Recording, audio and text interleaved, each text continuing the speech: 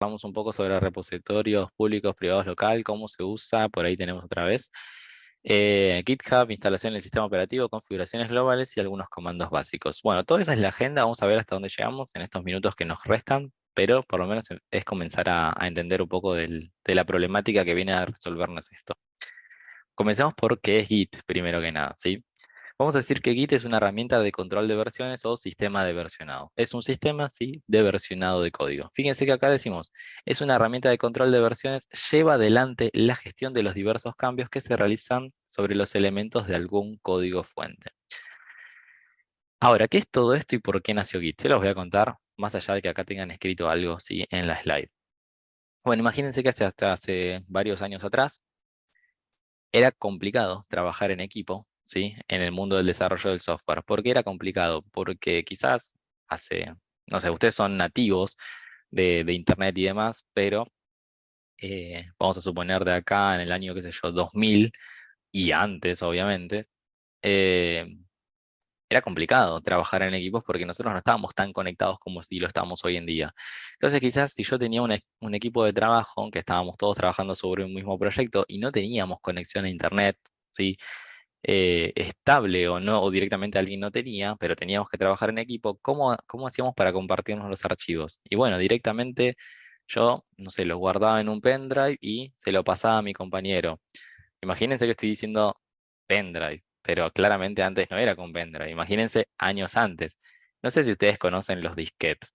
Supongo que lo habrán escuchado mencionar, pero bueno, quizás muchas personas ahora me dicen qué es un disquete. Bueno, antes habían esos disquetes, ¿sí? Que eran esas cosas cuadradas donde se guardaban cosas, donde se guardaban archivos y que obviamente soportaban archivos de bajo peso. Teníamos disquetes, había CDs y demás. Bueno, imagínense que antes claro, nunca lo utilicé. Yo sí he utilizado muy poquitito disquete, después ya rápidamente se fue del mercado, ¿sí? No, los disquetes 1 GB, no, olvídense, no tenían gigas, ni de dónde tenían gigas los disquetes. Así que imagínense que los CDs, ni siquiera los CDs. Mi bisabuelo, dice Samuel, no. No sean así porque yo también utilicé disquetes y ya conmigo se fueron yendo, ¿sí? Pero sí, eran antes. Los disquetes tenían muy poco espacio. Bueno, imagínense que antes yo tenía que grabar los archivos, los pasabas a un disquete o lo que sea, y se los llevaba a mi compañero. Eso era un súper problema, pero súper problema. ¿Por qué? Porque puede ser que mi compañero estuvo trabajando en una versión totalmente distinta y cuando yo le doy mi disquete con mi archivo, él lo que tenía que hacer era a mano darse cuenta cuáles eran los cambios que yo hice. Imagínense que los dos partimos de un mismo archivo fuente, es decir, los dos comenzamos sobre un mismo archivo. Es decir, ambas personas en la misma línea número 10 tenían exactamente la misma oración. Pero cuando yo le doy a mi amigo mi disquete con mis archivos, él tenía que ir línea por línea fijándose a ver qué cambios hice yo. Ese era un trabajo muy tedioso y que podía llegar a causar muchísimos errores, pero era la única forma que había de trabajar, ¿sí? En ese entonces. Obviamente después con la llegada de Internet fueron surgiendo nuevas alternativas. Hoy en día ustedes trabajan nativamente, ¿sí? Con sus compañeros de trabajo, de colegio, de universidad y demás, trabajan directamente sobre Docs de Google, por ejemplo, y van viendo los cambios reflejados en el momento, en vivo. Eso era impensado hasta hace unos años atrás. Imagínense que ahora tenemos todos los cambios reflejados ahí e inclusive tiene un historial de cambios. Bueno, lo que hace Git, ¿sí? Que surgió ya hace unos años, cuando empezó a surgir obviamente el uso más masivo de Internet, y antes también había ya surgido Git, y en realidad Git es un poco más moderno, antes existían otros sistemas de versionado de código, ¿sí? em, Justamente surgieron para suplantar todo este lío que era justamente programar en equipo. Lo que hace, en este caso, un sistema de versionado de código es justamente brindarte un espacio de trabajo. Imagínense que a estos espacios de trabajo los llamamos repositorios, te da un espacio de trabajo. Generalmente ese espacio de trabajo para vos está en la nube. Esa nube puede ser algo, una nube local, que puede ser un servidor compartido ahí entre mi, no sé, en mi oficina, o puede ser realmente la nube propiamente dicho, que está en algún servidor que desconozco totalmente dónde está. Te da un espacio de trabajo y lo que hace este sistema que está ahí funcionando es ir guardando esos archivos generando distintas versiones. ¿Para qué? ¿Con qué finalidad va guardando distintas versiones de esos archivos? Para que mis amigos se den cuenta qué cambios hice sobre ese archivo. Es decir, yo ahora voy a trabajar, vamos a suponer, con Alex. estamos trabajando los dos. Entonces yo le digo, Alex, subí una nueva versión al repositorio. Y Alex lo que va a hacer es, ok, me voy a descargar los cambios. Se descarga los cambios y puede ver exactamente qué líneas toqué yo, sin hacer todo ese trabajo tedioso que antes se hacía. Él directamente se baja los cambios. Yo ya no tengo que ir a la casa de Alex a llevarle mi pendrive y que Alex se descargue los archivos y demás. Ni siquiera se los tengo que pasar por mail a los archivos. Subo a este espacio de trabajo que está en la nube y Alex directamente se lo descarga de ahí. Pero Alex lo descarga y también ve los cambios que yo hice, ¿sí? Entonces estamos trabajando colaborativamente. Obvio que esto no va a permitir ver, ¿sí?, cambios en tiempo real como ustedes están acostumbrados, por ejemplo, a Google Docs. ¿Sí? Que en tiempo real ustedes van viendo las palabras que escriben mis amigos. Esto no trabaja de esa forma. ¿Por qué? Porque no pretende hacerlo así, porque tampoco tiene sentido hacerlo para, en este caso, código de programación. Pero sí, justamente viene a suplantar, sí, a solucionar todo ese trabajo tedioso que era, bueno, tomá, te llevo esto, te lo descargaste, explicas qué líneas tocaste y qué hicimos y demás. Bueno, viene a trabajar un poco en eso.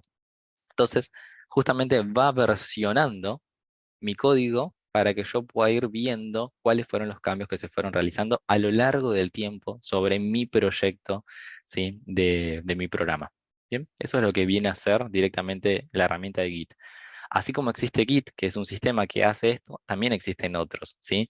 El más utilizado hoy día es Git, ¿sí? Pero también existen otros que son un poco más viejos, pero que en algunas empresas se siguen usando. Muy poco, pero se siguen usando, ¿sí?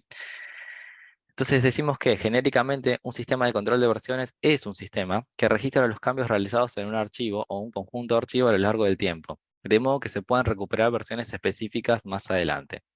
Esto también es buenísimo porque lo que permiten los sistemas de versionado de archivo es que, no sé, si yo avanzo en el tiempo sobre una versión, también puedo volver. Es decir, yo en cualquier momento puedo volver a la versión número 5 porque me di cuenta que mi amigo subió una nueva versión, subió la nueva versión número 6 y sí, rompió todo. Es decir, no sé, no tenía idea de lo que estaba haciendo y subió una nueva versión y la verdad que hizo lío. Entonces puedo volver una versión atrás si quiero, ¿sí? Entonces eso está bueno porque al tener distintas versiones yo puedo ir volviendo atrás de una forma más fácil. Me puedo ir moviendo entre versiones.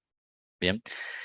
Bueno, ¿para qué se usa Git? Para compartir código con otras personas, para tener un historial de los cambios realizados sobre el código. Para muchas cosas se usa Git. Estas son las dos cosas más importantes para trabajar en equipo, vamos a decir genéricamente, ¿sí? Git nos permite entonces tener un historial sobre los cambios, saber quién hizo esos cambios y cuándo los hizo, y resolver los conflictos que surjan cuando dos o más personas modifiquen el mismo archivo. Y eso también era un gran problema que antes había. Bien, ¿qué podía pasar? Vamos a suponer que yo sigo trabajando con Alex y en este caso ambos tocamos exactamente la misma línea de código sobre el mismo archivo. Claro, cuando yo le paso mi pendrive a Alex, Alex lo único que quiere hacer es fijarse, ¿sí?, los cambios que yo hice y traerlos, que acuérdense lo tiene que hacer de forma manual, pero Alex se da cuenta que yo escribí exactamente en la línea 5 otra cosa de la que él había escrito. Él tiene una línea 5 con un contenido que dice A y yo tengo una línea 5 con un contenido que dice B. Entonces Alex tiene que tomar una decisión. Tiene que decir cuál dejo en la nueva versión que vamos a hacer.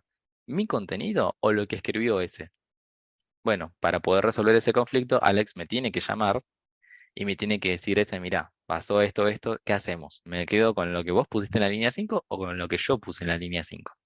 Bueno, Git se da cuenta de estos conflictos, es decir, de estas cosas que se superponen exactamente en la misma línea y te las avisa.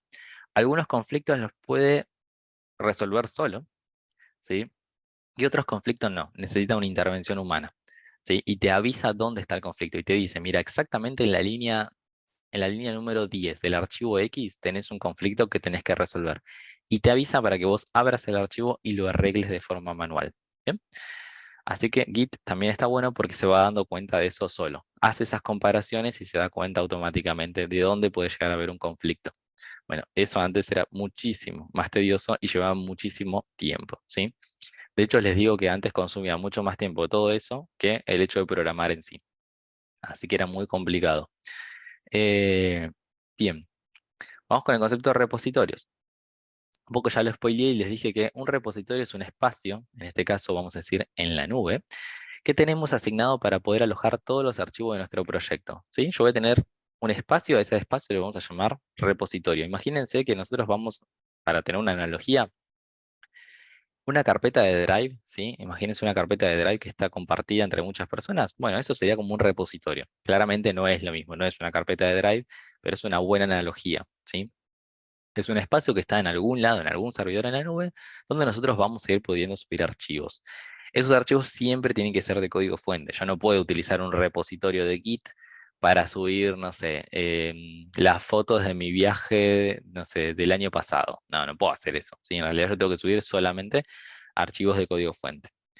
Decimos que un repositorio es un lugar donde van a estar todos los commits que forman parte del historial de un proyecto. Ahora vamos a entender qué es un commit, pero de forma resumida vamos a decir que cada cambio que vaya realizando una persona y que va a ir subiendo a un repositorio se va a llamar commit. Es decir, que yo voy a ir dejando pedacitos de cosa en ese repositorio y cada cosa que yo vaya subiendo lo vamos a llamar directamente commit. ¿Sí? Así se llama directamente. Bueno, tenemos dos tipos de repositorio, locales y remoto. Git trabaja con un repositorio local que va a estar en nuestro equipo, en mi máquina, en mi computadora, donde iremos agregando nuestros commits de forma local, pero en un momento todos esos commits que yo tengo de forma local los vamos a empujar hacia arriba, ¿sí? Es decir, los vamos a llevar al repositorio que está en la nube, ¿sí? Es decir, los vamos a disponibilizar para que todos mis compañeros los puedan descargar. Fíjense que acá decimos que también trabaja con un repositorio remoto en el cual nosotros podemos subir nuestros commits o del cual nosotros podemos bajarnos los commits que haya subido otra persona de nuestro equipo de trabajo. Para que se entienda, acuérdense que nosotros acá nos vamos a ver los cambios en vivo. Nosotros subimos un commit al repositorio, yo le aviso a mis compañeros que hay una versión nueva subida y ellos lo que van a hacer es descargarse esos commits. Es decir, se descargan los cambios que están subidos. ¿A dónde se los descargan? A su repositorio local, para que ellos puedan seguir trabajando. Si yo no les aviso, ellos de todas formas se pueden dar cuenta. ¿Por qué? Porque lo que van a hacer es periódicamente se deberían fijar a ver si en el repositorio remoto hay nuevos cambios subidos que yo todavía no me he descargado. ¿Bien? Entonces fíjense que siempre va a trabajar de esa forma. Un repositorio local y otro repositorio remoto, donde vamos a ir viendo justamente esos cambios reflejados. Última slide que vemos por acá, ¿sí? Así ya después dejamos acá y lo vamos a retomar otra vez. Decimos que para poder usarlo, en primer lugar, bueno, acá quedan más las enumeraciones. Creamos, borramos, modificamos los archivos en una carpeta asociada a un repositorio localmente, es decir, en nuestro sistema operativo. Es decir, estamos trabajando sobre los archivos que localmente están en ese repositorio, los modificamos, los eliminamos, creamos nuevos, etc. Seleccionamos, como paso número 2, los archivos que queremos que pertenezcan a un commit. Acuérdense que ese commit es un paquete de cambios. Confirmamos el commit para agregarlos al repositorio, es decir, lo terminamos de empaquetar, ¿sí? Le podemos dar un nombre a ese commit, ¿bien? Y por último, empujamos, es decir, subimos esos commits de repositorio local al repositorio remoto para que otra persona los pueda descargar, ¿sí? Estos serían los pasos para tenerlo en cuenta, ¿sí? Fíjense que por el lado de la izquierda tenemos nuestro directorio de trabajo de forma local y después por el otro lado tenemos el repositorio remoto. Fíjense que del directorio de trabajo, que está en nuestra máquina local, agregamos los archivos a un commit. Para eso vamos a usar un comando que figura por ahí en pantalla. Vamos agregando archivo por archivo, ¿sí? A lo que queremos que sea ese commit. Ya sea que hemos modificado ese archivo, hemos creado un nuevo archivo, lo hemos eliminado, vamos agregando esas cosas, esos cambios a un commit. Acuérdense a esa pelota. Una vez que tenemos todo eso listo, confirmamos nuestro commit, es decir, armamos un commit con el comando git commit. Ese commit todavía no se subió al repositorio remoto, sino que está listo en nuestro repositorio local para que nosotros lo subamos al remoto. Y una vez que estemos seguros, lo que vamos a hacer es hacer un git push, es decir, vamos a empujar todos nuestro commit desde el repositorio local hacia el repositorio remoto, para que un compañero pueda bajarse todos los cambios que yo he hecho, los tienes que descargar. Y para eso va a ser un git pull, ¿sí? Que es otro de los comandos que ya vamos a aprender a utilizar, que justamente me va a bajar todos los cambios del remoto hacia mi repositorio local. Bien, hasta aquí hemos llegado entonces Después, si quieren, pueden repasar la slide, yo ya se las voy a dejar completa de todas formas. Pero recuerden, no hace falta que hagan los ejercicios de la clase número 2.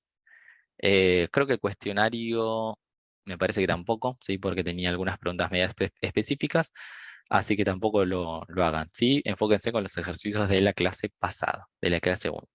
¿Bien? Bueno, hasta aquí el día de la clase de hoy. Así que, ¿alguna pregunta? ¿Alguna duda? Ok, bueno, practiquemos entonces para el miércoles y el miércoles seguimos. ¿Bien? Gracias, gente. Nos vemos el miércoles y que arranque lindo la semana.